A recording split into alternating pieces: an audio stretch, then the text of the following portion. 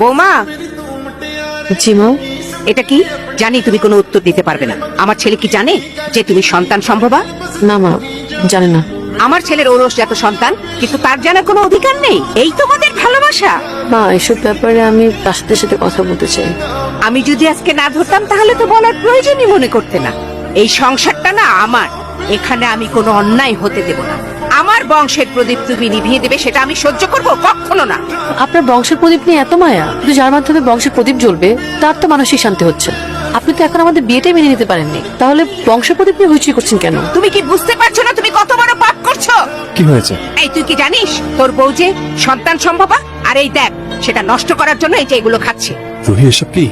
রুহি, মা কি বলছে এসব? তুমি কি করছো এগুলা? তুমি কিন্তু মাত্রা ছাড়িয়ে যাচ্ছ। বিয়ের 6 মাস পার হয়ে গেল, এখন পর্যন্ত তোমার মা আমাদেরকে মেনে নেয়নি। আমি কোন বয়সে বাচ্চা নিব? রুহি, ওইটা আমার ওরসজাত সন্তান। তুমি পেটে ধরেছো বলে যে কোনো সিদ্ধান্ত তুমি একা নিতে পারো না। তাই বলে আমার সিদ্ধান্তের কি কোনো মূল্য নেই? কান খুলে শুনে রাখো, আমি এখন বাচ্চা নেওয়ার জন্য প্রস্তুত না। তোমার যদি বাচ্চা নেওয়ার এত শখ থাকে, আইটা বিয়ে করো, যাও। রুহি, এই মা, দেখেছেন আপনার ছেলে যে আমার গায়ে হাত তুলো, তাতে তার কোনো দোষ নাই, আর সব দোষ আমার। মুখ সামলে কথা বলো। তুমি কেমন মেগো? একটা নারী হয়ে মাতৃত্বের স্বাদ গ্রহণ করতে চাচ্ছ না? আমি তোকে আগেই বলেছিলাম এই মেয়ের মধ্যে কোনো ঝামেলা আছে, সেই জন্যই আমি এই বিয়েতে রাজি ছিলাম না। আমি কাল বাড়ি ছেড়ে চলে যাব, আমাকে আটকানোর চেষ্টা করবেন। আমি এখানে থাকতে পারছি না। এখন যাবেই তো? আমার ছেলের জীবনটা ছারখার করে এখন যাবে না তুমি? তোদের এই দাম্পত্য কলহ আমি আর নিতে পারছি না। কেমন আছো? যেমনটা তুমি রেখে দিয়েছো। তুমি আমাকে আর ফোন করবে না। আমি কি আমার ওয়াইফকে ফোন দিতে পারি না? শোনো রাশেদ, আমি তোমাকে একটা কথা বলতে চাই। আমি বাচ্চাটা মিসক্যারেজ করেছি। কি বলছো তুমি সব? তোমার আমার সম্পর্কের মধ্যে ইগো বাসা বেঁধেছে।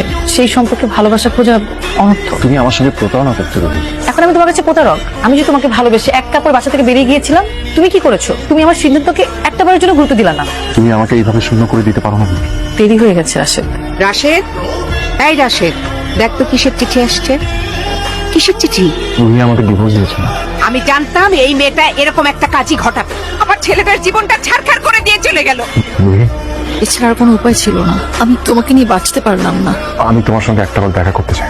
আমি তোমার অনুরোধ রাখতে রাখতে ক্লান্ত। আমাকে আমার মতো থাকতে দাও।